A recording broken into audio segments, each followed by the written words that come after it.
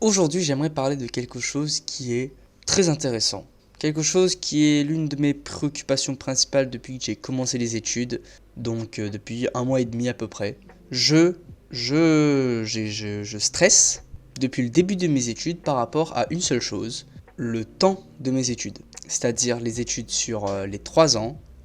Pour rappel, je fais un BUT MMI. Et aujourd'hui, nous allons voir comment gérer les études, le développement personnel et son business tout en même temps. Donc je fais un petit disclaimer, je suis une merde en développement personnel. C'est-à-dire que je suis nul, moi. Je vais retirer mon casque. Je suis nul.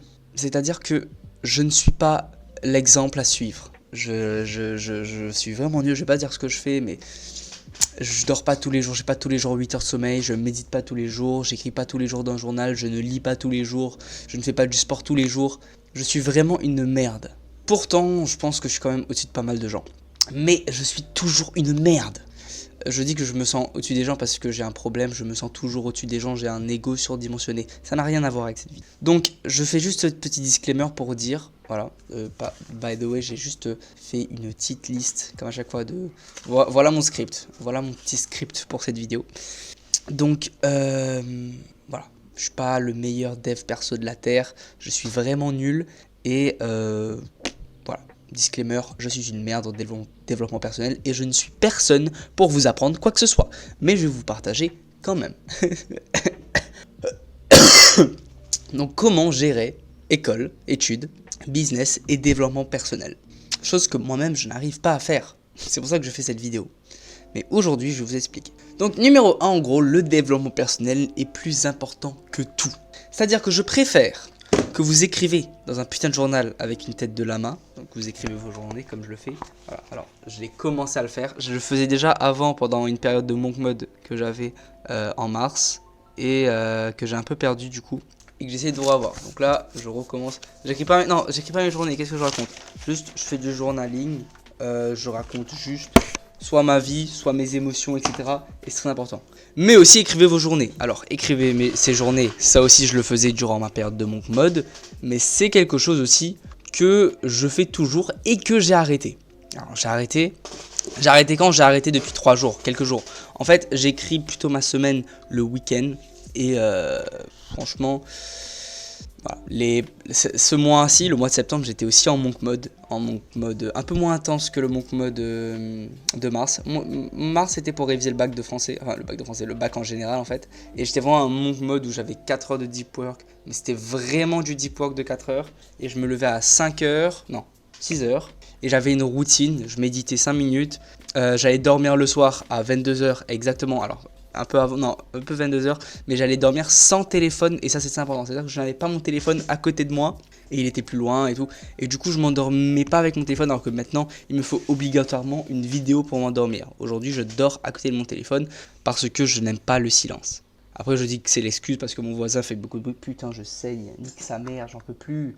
Ouais, j'utilise que mon voisin, il fait beaucoup de bruit, je sais pas quoi, mais ouais, je suis juste une merde. Donc faudrait que je reparte dans ce monk mode et que je retravaille comme avant. Comme dans cette période, en fait c'était pendant la période de révision du bac que j'ai fait ce monk mode. Putain je sais. Et du coup, donc c'est quelque chose que... Je reviens à ce que je disais, je devais peut-être finir un truc, j'ai oublié ce que je devais dire. C'est le problème d'avoir un petit script. Le dev perso, c'est le plus important.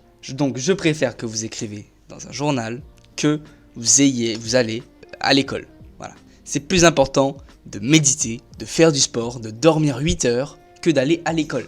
Je pense honnêtement que, imaginons qu'il est 3 heures du mat, que demain vous avez cours à 8 heures, vous allez dormir à 3 heures, ne vous levez pas à 7 heures pour aller en cours. Vous aurez que, je sais pas faire des maths, vous aurez quoi, 4 heures de sommeil? Oula, attends, 7, il est 3 heures, ouais j'ai la flemme, attends, 8 moins 3, 5 heures de sommeil, ça fait 5 heures de sommeil, un truc comme ça. Donc vous levez à 7 heures, donc ça fait 4 heures de sommeil, voilà, j'avais raison, 4 heures de sommeil, en plus vous avez que 1 heure pour vous préparer.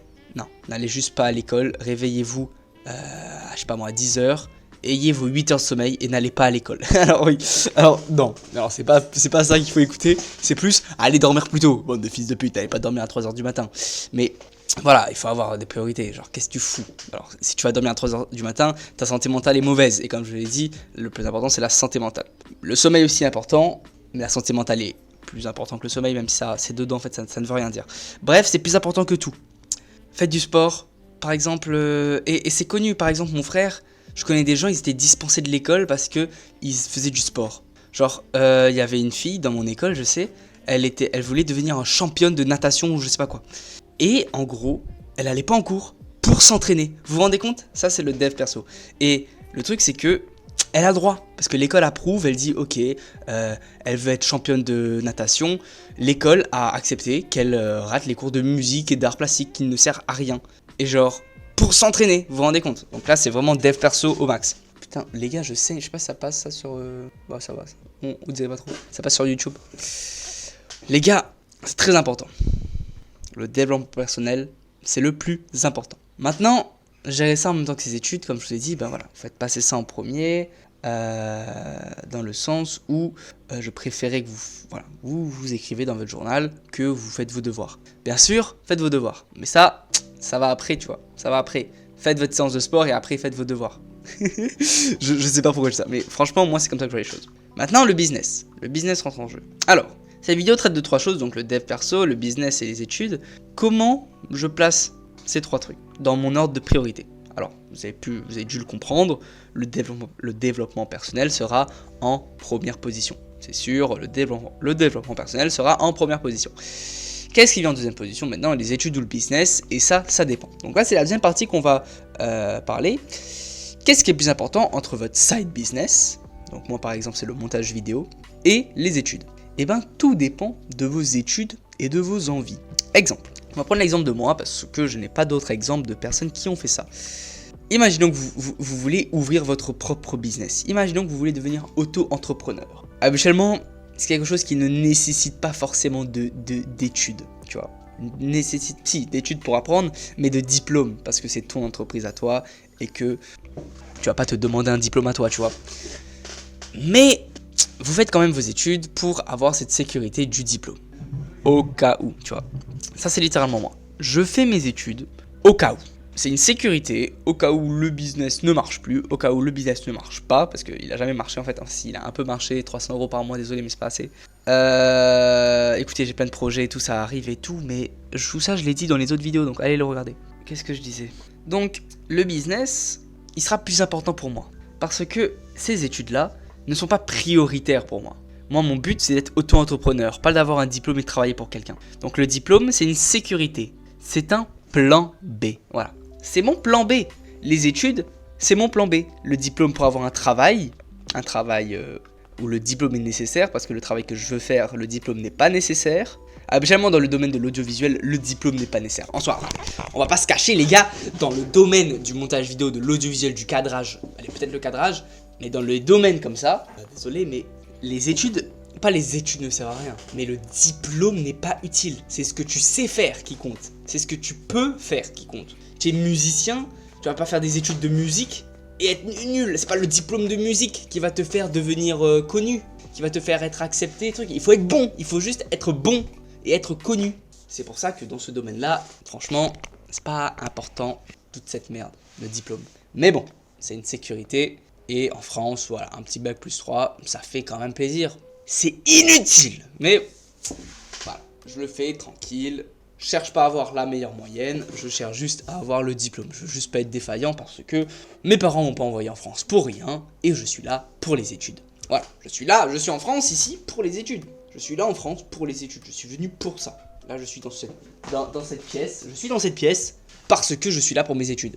Qui est un choix d'ailleurs que des fois j'y pense, tu vois, je me dis putain, finalement j'aurais peut-être dû faire une année sabbatique quoi. Mais en vrai, je regrette pas. Alors, pourquoi je regrette pas? Parce que les études c'est vachement cool dans le sens social. Voilà, les études, le seul point positif, c'est que à la fin de mes 3 ans, j'ai mon diplôme et le vrai point positif, c'est que j'ai des amis, j'ai des potes, c'est comme ça. Et bah, c'est trop bien. Et du coup, ça va plus dans la partie santé mentale. Donc en soi, je vais faire mes études pour ma santé mentale, pas pour avoir un diplôme.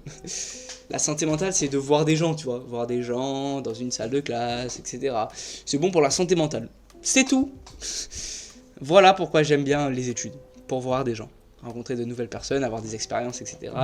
Et bien sûr, cette expérience de vivre tout seul dans un appartement à je sais pas combien de kilomètres. D'ailleurs, il faudrait que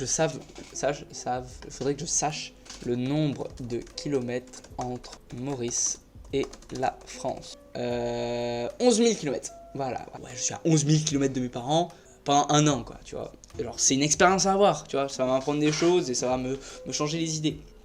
Et donc c'est bien, tu vois, les études pour ça et tout. Mais les études en elles-mêmes, je t'avoue que je peux remplacer les 8 heures de Richie avec 8 heures de deep work à la maison, tu vois. Et ça c'est dommage. Même si je suis pas concentré dans ces cours, tu vois. C'est pas que je suis concentré dans aucun cours à l'école.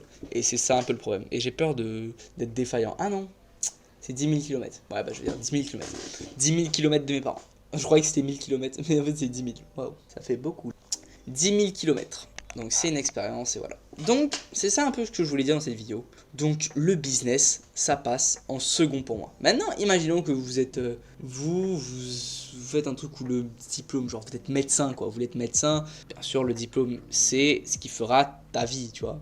Donc même que je vous conseille de ne pas avoir de side business parce que bon, les études de médecine c'est un peu chaud donc mettez-vous à 100% dedans quoi. Faites pas un side business avec ça, tu vois. Et franchement, si vraiment votre diplôme vous dites c'est pour la sécurité, et ben passez ça en troisième position. Je vous rappelle, première position, dev perso, deuxième position, business, troisième position, les études. Et c'est comme ça pour moi. C'est comme ça pour moi. Et dans dev perso, il y a tout ce qui est relations sociales, donc avec les amis, ça passe en premier.